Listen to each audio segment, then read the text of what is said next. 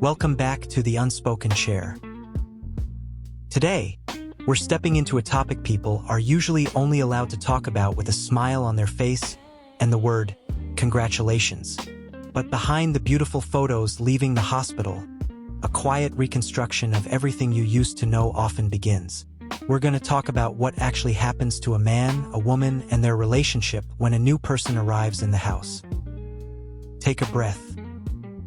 In this chair, there are no right or wrong feelings, only honesty. Postpartum depression is still often dismissed as moodiness or just exhaustion. How common is this invisible collapse, really? What are the hidden dangers around it? And most importantly, how should a husband show up in that moment? Because a lot of men watch someone they love fade and panic without knowing how to help.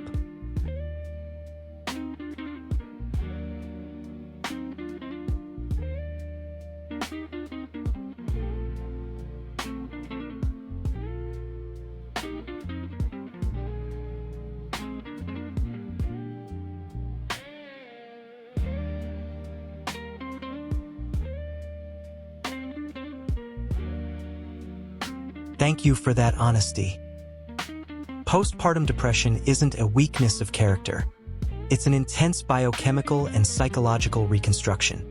And for the husband, the most important shift is to stop trying to fix it quickly or hand out advice. Sometimes, the most helpful thing a husband can do is simply become a safe wall. Taking on the household logistics, protecting her from unnecessary visitors, and just staying close when her whole world feels like it's collapsing.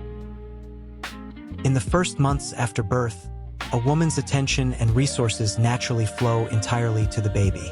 But in the shadow of that, a man often starts to feel abandoned, like an extra guest at this celebration of life. What can both partners do so this period doesn't turn into silent distance and resentment?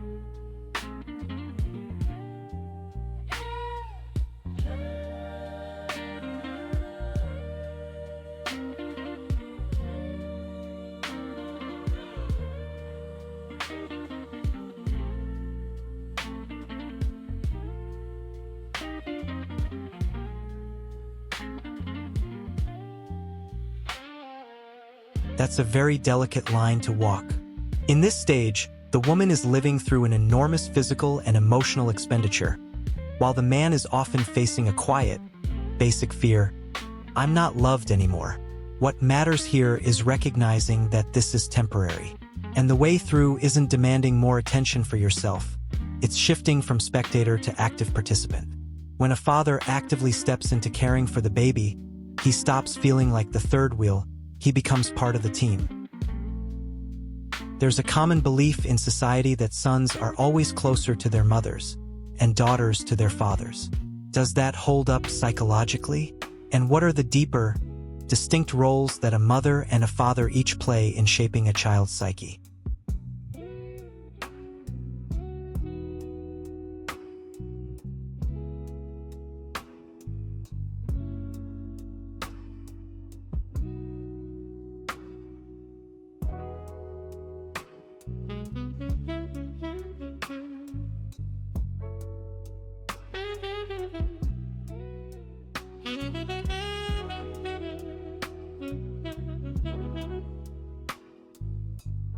The way you just broke that down really resonates. A mother tends to lay down a basic sense of safety and unconditional acceptance. You're allowed to exist and be loved, simply because you are. A father, meanwhile, tends to be the first bridge to the outside world, a source of structure, boundaries, and healthy confidence. And that mother-son, father-daughter myth often has more to do with how it can feel easier for a parent to be tender with a child of the opposite sex, without the undertone of competition. Looking at the statistics from the late 90s to today, we see a huge percentage of families where fathers leave emotionally or physically. Why does this happen? Is it a systemic lack of responsibility, the absence of their own father as a model, or simply an inability to withstand the day-to-day and psychological pressure of it? How do we break that pattern?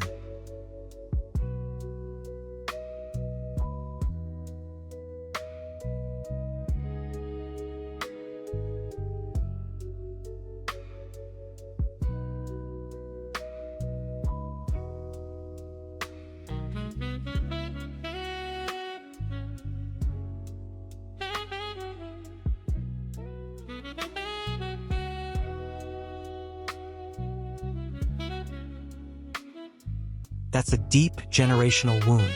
Men who grew up without an involved father often don't have an internal map for how to be a parent or a partner during a crisis. When the daily grind piles up and the romance fades, the instinct to run can take over. But breaking that pattern only happens through awareness, realizing that leaving the family doesn't solve the problem. It just hands your own unresolved wound down to the next generation. One last question, and it touches one of parenthood's biggest taboos. We've been taught the dogma: a child is unconditional happiness. But what about the person who looks at their newborn and feels no catharsis at all? Only overwhelming exhaustion, fear, or emptiness? Is that a sign something's broken in them? And how do they stop tearing themselves apart with guilt over it?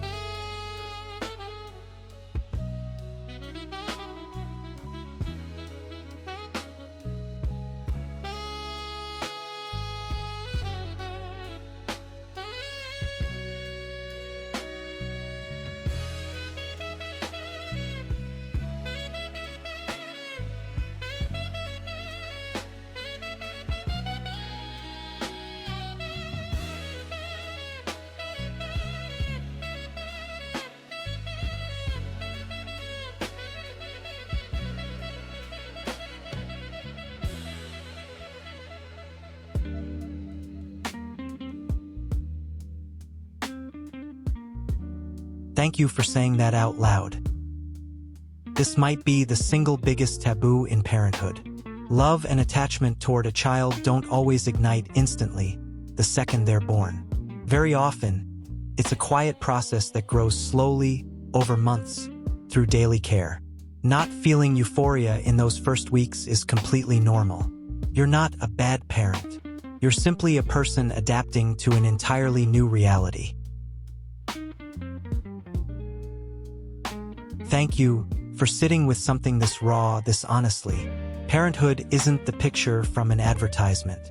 It's a long road through vulnerability, exhaustion, and rebuilding yourself. Don't be afraid to admit to yourself and to your partner that it's hard. Before you go, I'd love to know, what's your biggest takeaway from today's episode? Leave it in the comments below. Someone reading it tonight might need to know they're not alone in feeling this way.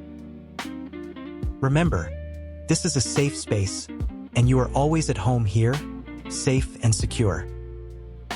Thank you for being here with me today. See you in the next episode of the Unspoken Chair. Don't forget to subscribe and take care of each other.